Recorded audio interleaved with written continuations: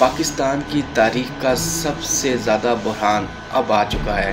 पाकिस्तान में कभी भी तारीख़ में इस तरह का बुरहान नहीं पैदा हुआ। एक चीफ़ जस्टिस फ़ैसला देता है कि इलेक्शन करवाओ, उसका हुक्म नहीं माना जाता। दूसरे चीफ़ जस्टिस ने कहा कि अगर 8 फरवरी को इलेक्शन नहीं होता तो ये पत्थर पे लकीर है कि 8 फरवरी को इलेक्शन होगा।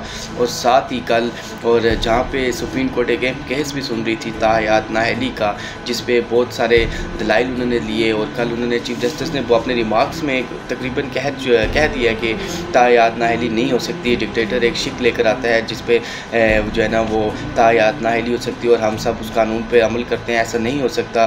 डिक्टेटर जब भी आया है वो आइन के ख़िलाफ़ ही आया है, आइन की खिलाफ वर्जी कर ही आया है। और दूसरी साइड पे साथ ही सेनेट से एक करारदाद मंजूर हो जाती है और वो करारदाद कौन मंजूर करवाई, किसने मंजूर करवाई, ये तो सारी दुनिया ही जानती है। और इसका मकसद क्या है उस करारदाद को मंजूर करवाने का, ये बहुत ख़तरनाक है। और जिस तरह हमारे जो प्राइम मिनिस्टर हैं इस टाइम काकड़ साहब और जो उनकी काबीना है वो तो ये बातें वाज़े कर रही हैं कि इलेक्शन तो नहीं होगा, इलेक्शन तो नहीं होगा। और अल्लाह ना करे अगर ये इलेक्शन नहीं होता तो उसके बाद सुप्रीम कोर्ट को कौन मानेगा, उनके हुक्म को कौन मानेगा।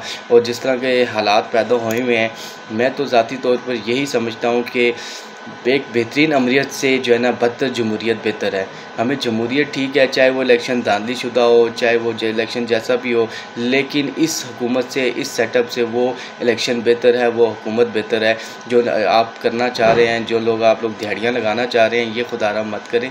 ठीक है, पाकिस्तान के हाल पर रहम करें।